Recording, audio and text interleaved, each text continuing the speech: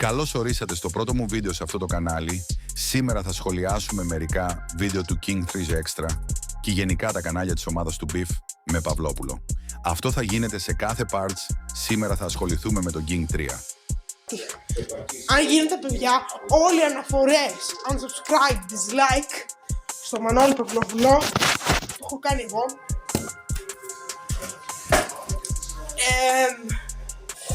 Γιατί εκτός από αυτό που βρίζει για μένα σε κοινότητες και με βρίζει και ο Πανάρας που παίζει να τον έχει μικρό, βλέπω τη μούρη του και νομίζω ότι τον έχει μικρό, μάλλον τον έχει. Ωραία, ακούστε, παρακαλώ Μανώλη και πάνω, φασγά. Ωραία, και από αυτό είπα πριν, σε κοινότητα ο Μανώλης Παυλόπουλος βρίζει το Χρήστο. Το Χρήστο, το παιδί μου.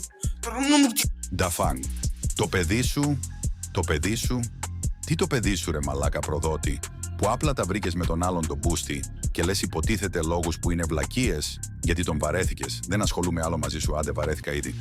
Πάμε λίγο τώρα να δούμε το νέο κανάλι του Beef με Παυλόπουλο.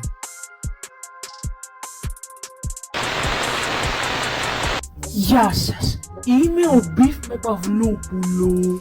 Για όσους δεν με ξέρουν, είμαι ο μεγαλύτερος εχθρός του Μανώλη. Έκραζα το Μανώλη και τα κυράκια του και όλα αυτά, τους φίλους του τέλος πάντων, πώς να το πω, την ομάδα του.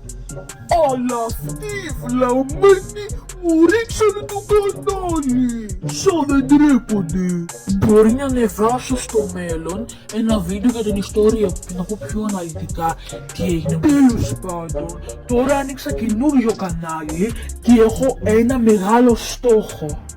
Τι στο μπούτσο ρε μαλάκα, ο τύπος μιλάει σαν τους copyright show. Πρώτον, δεν μπορείς εσύ να κλείσεις ένα κανάλι, μόνο το YouTube μπορεί. Επίσης, πιο μετά στο βίντεο λες, για να κλείσεις όλα αυτά τα κανάλια, να κάνεις κάποιους να κάνουν quit από μόνοι τους.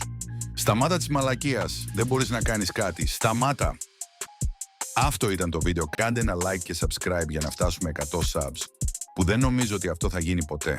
Τα λέμε στο επόμενο part.